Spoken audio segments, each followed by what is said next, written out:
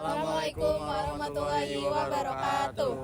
Perkenalkan, kami dari kelompok 1 mata kuliah Ekonomi Makro. Di sini kami akan membedah jurnal internasional yang berjudul Apakah rekam jejak penargetan inflasi penting bagi harga aset, bukti dari pasar saham, obligasi, dan valuta asing. Sebelumnya, perkenalkan, nama saya Muhammad Nabil Nasrullah dengan NIM akhir 126. Saya Nasya Putri Kamila dengan NIM akhir 127. Saya Sabrina Indatania dengan NIM akhir 018. Dan saya Raffi Najul Wijaksono dengan NIM akhir 064. Mari kita lanjut ke videonya.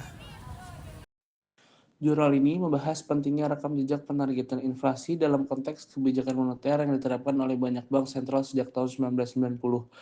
Dalam jurnal ini, penulis menyoroti bahwa meskipun banyak bank sentral telah mengadopsi penargetan inflasi sebagai kerangka kebijakan utama mereka, kinerja otoritas moneter dalam mengelola inflasi bervariasi secara signifikan di antara negara-negara.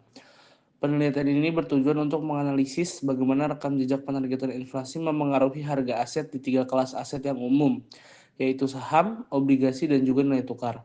Hasil analisis menunjukkan bahwa rekam jejak yang lebih kuat dalam penargetan inflasi cenderung mengarah pada reaksi pasar saham yang lebih negatif terhadap tekanan inflasi, dengan efek yang dapat bertahan selama sekitar 4 kuartal.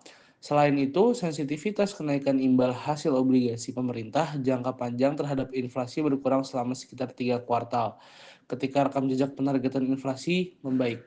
Penelitian ini juga menemukan bahwa penargetan inflasi yang kredibel lebih memungkinkan fleksibilitas yang lebih besar dalam nilai tukar untuk menghadapi guncangan inflasi.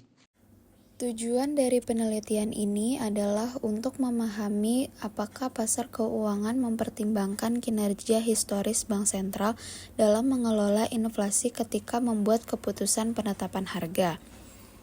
Penargetan inflasi berfokus pada stabilitas harga sebagai mandat utama, berbeda dengan tujuan lain seperti mengendalikan nilai tukar atau pasokan uang. Meskipun tidak ada penargetan, inflasi yang secara eksplisit menyatakan bahwa mereka menargetkan harga aset. Banyak bukti anekdotal menunjukkan bahwa pelaku pasar keuangan cenderung membedakan bank-bank sentral berdasarkan rekam jejak mereka. Metodologi yang digunakan dalam penelitian ini melibatkan pengumpulan data panel dari 20 negara yang menerapkan penargetan inflasi. Penulis mengukur rekam jejak penargetan inflasi dengan membandingkan hasil inflasi yang direalisasikan dengan rentang target yang ditetapkan oleh masing-masing bank sentral.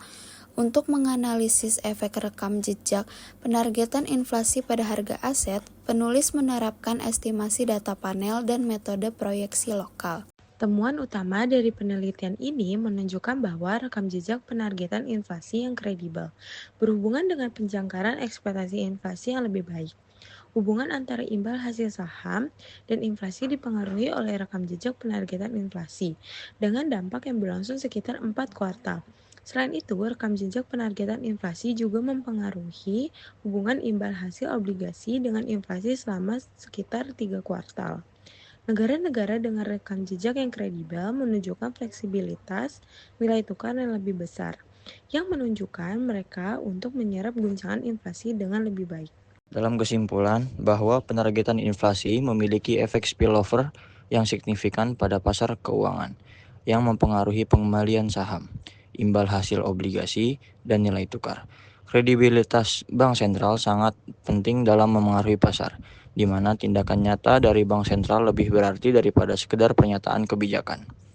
Rekam jejak penargetan inflasi yang solid dapat memperkuat transmisi kebijakan moneter dan menghemat ruang fiskal, memberikan manfaat yang lebih besar bagi perekonomian secara keseluruhan.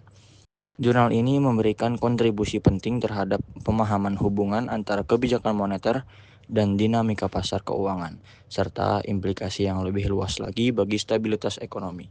Dan pembahasan dari kelompok kami. Kurang lebihnya mohon maaf. Wassalamualaikum warahmatullahi wabarakatuh.